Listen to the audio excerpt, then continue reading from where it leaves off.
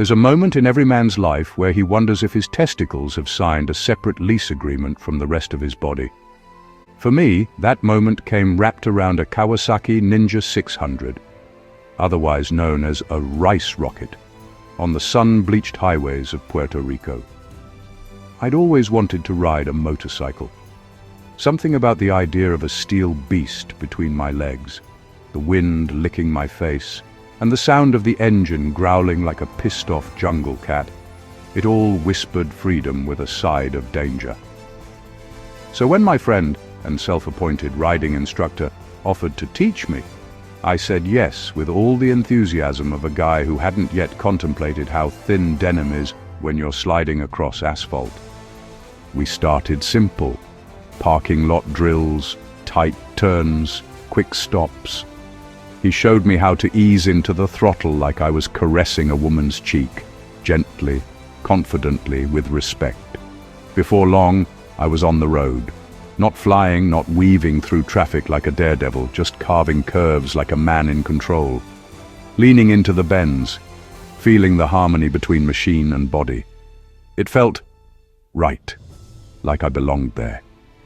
Not bad, now go faster. The Kawasaki responded like a thoroughbred that just heard the starting pistol, roaring to life, surging forward with a power that made my eyeballs flatten. My heart pounded.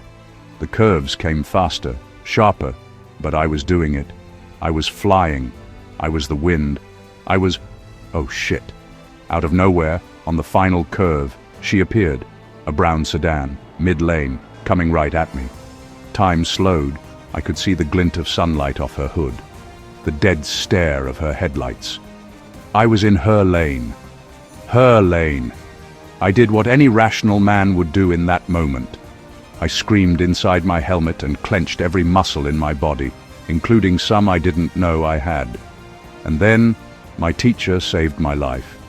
He was riding pillion, yes, on the back of this high-speed guided missile, and somehow managed to lean his entire upper body over mine, reach the handlebars, and wrench the bike into a countersteer so sharp we might have sliced a portal to another dimension. The brown car missed us by inches. Inches! We skidded onto the shoulder, dust kicking up like a low-budget action movie, and I finally exhaled. My entire life had flashed before my eyes. Childhood birthdays, my high school prom, the leftover pizza in the fridge I'd never get to eat. Okay, that's enough for today. We rode home in silence. No chatter. Just the sound of the engine and my inner monologue screaming, "You almost died, you idiot." But I kept riding. Because that's the thing about near-death experiences. They don't just scare you. They teach you.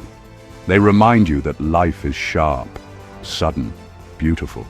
That your instincts matter. But so does the voice yelling, "Go faster." Looking back, I'm grateful for the lesson.